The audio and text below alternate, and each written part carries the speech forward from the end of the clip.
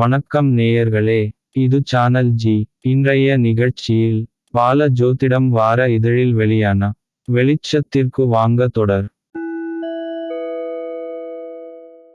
வெளிச்சத்திற்கு வாங்க. 5. எங்கேயோ என்னமோ நடப்பது நம்மை எப்படிங்க ஐயா பாதிக்கும் என்று சிலர் பொதுவாக கேட்பது வழக்கம்தான். ஆனால் பாருங்க, எங்கேயோ இடி சத்தம் கேட்கிறது. அது நமக்கு காதில் கேட்கிறது, சில சமயம் பயமாக கூட இருக்கிறதே. பக்கத்து வீட்டில் தீ பிடித்தால் நமக்கு கூட பயமாக தானே இருக்கிறது.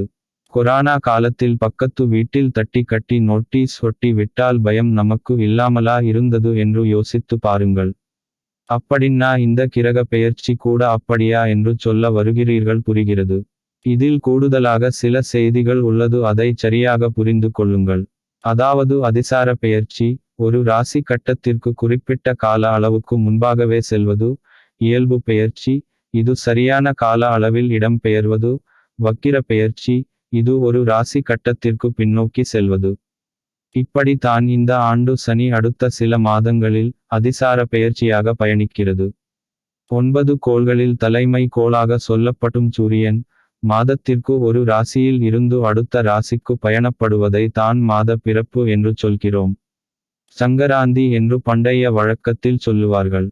மகர ராசியில் பிரவேசிக்கும் நாளை தான் மகர சங்கராந்தி அல்லது தைப்பொங்கல் என்று சொல்லுவார்கள்.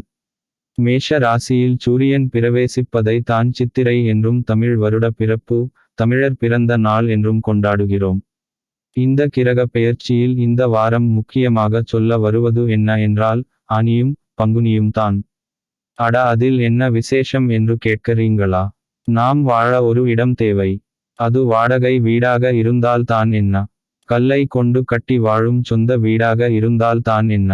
இப்போ எங்கே சார் கல்லை கொண்டு கட்டிடம், எல்லாம் ரெடிமேட் வீட்டிற்கு மாறியாச்சு, ப்ரீஃபாப்ரிகேட்டட் ஹவுஸ் என்று சொல்ல வருகிறீர்கள். சரி தான், கால சூழலுக்கு ஏற்ப நாமும் மாறிக்கொள்ள வேண்டியது தான்.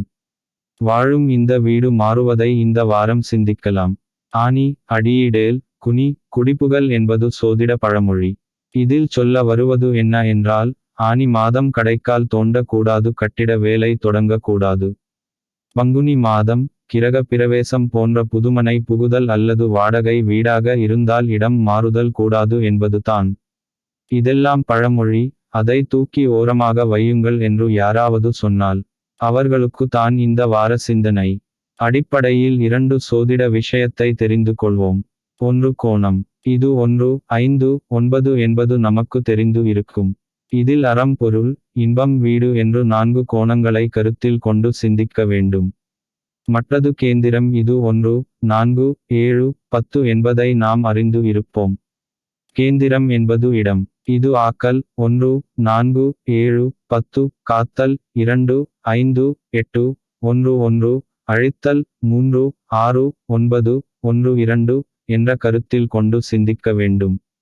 இந்த கேந்திரத்தில் ஆக்கல் என்பது மேஷம் 1, கடகம் 4, துலாம் 7, மகரம் 10 ராசிகளையும், காத்தல் என்பது ரிஷபம் 2, சிம்மம் 5, விருச்சிகம் 8, கும்பம் 11 ராசிகளையும், அழித்தல் என்பது மிதுனம் 3, கன்னி 6, தனுசு 9, மீனம் 12 ராசிகளையும் குறிக்கும் என்று சிந்திக்க எடுத்துக்கொள்வோம்.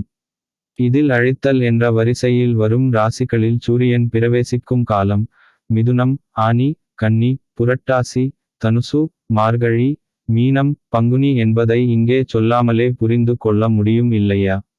ஆக அழித்தல் தொழிலை குறிக்கும் ஆனி, புரட்டாசி, மார்கழி மற்றும் பங்குனி மாதங்களில் புதியதாக ஒன்றை தொடங்காமல் இருப்பது தான் நல்லது என்பதை தான் நமக்கு சொல்லி தந்து இருக்கிறார்கள் என்பதை புரிந்து கொண்டால் நன்மையே விளையும். ஒரு அழித்தல் நடக்கக்கூடிய இடங்களில் ஒன்றை ஆக்க நினைப்பது அறிவுள்ள செயல் அல்ல. எனவே ஆனி மற்றும் பங்குனி மாதங்களில் வீடு கட்ட கடைக்கால் போடுவதோ கிரகப்பிரவேசம் செய்வதோ கூடாது என்பதை புரிந்து கொள்வது நல்லது. அப்படி மீறி செய்தால் அது விருத்தி அடைவதற்கு பதிலாக அழிவுக்கு இட்டு செல்லும் என்பது எதிர்மறையாக உள்ளதால் மறைமுகமாக குறிப்பால் இப்படி சொல்லி இருக்கிறார்கள் என்பதை புரிந்து கொள்ள வேண்டும். சோதிடத்தில் 4ஆம் பாவகம் வீடு, மனை பற்றி குறிக்கும் பாவக காரகம். இதில் காலப்புருஷ ராசியான மேஷத்திற்கு 4ஆம் பாவம் கடகம். இந்த கடகத்திற்கு 12ஆம் வீடு மிதுனம் இல்லையா? இதில் கடகம் ஆக்கல் தொழிலை குறிக்கும் ராசி, மிதுனம் அழித்தல் தொழிலை குறிக்கும் ராசி. எந்த ஒரு பாவகத்திற்கும் அதன் 12ஆம் பாவகம் விரய பாவகம் என்ற அடிப்படையில், ஆக்கல் ராசியான கடகத்திற்கு விரய பாவகமாக மிதுனம் என்ற அழித்தல் ராசி அமைவதால், சூரியன் மிதுன ராசிக்கு வரும் மாதம் ஆனி மாதத்தில் என்பதால் வீடு கட்ட கடைக்கால் போட கூடாது என்று சொல்வதற்கு தான் ஆனி அடியிடேல் என்று சோதிட பழமொழியாக சொல்லி வைத்து இருக்கிறார்கள். இதே போல பங்குனி மாதத்திற்கும் என்பதை உங்கள் சிந்தனைக்கு விட்டு விடுகிறேன். ஒரு ராசியில் குடும்பத்தில் கேது இருந்தால் அவர்கள் வீடு சந்துக்குள் இருக்கும் என்று சுலபமாக சொல்லி விடலாம்.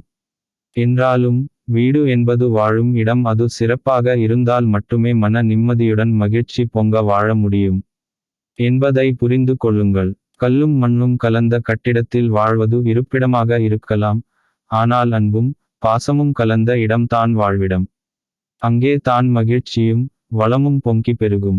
உங்கள் நம்பிக்கைக்குரிய சோதிடர் உங்களுக்கான காலத்தையும் சுப காரியங்கள் செய்யும் நாளையும் குறித்து தருவார். உங்களை வெளிச்சத்திற்கு அழைத்து செல்வார். நம்பிக்கையுடன் இருங்கள், நல்லதே நடக்கும்.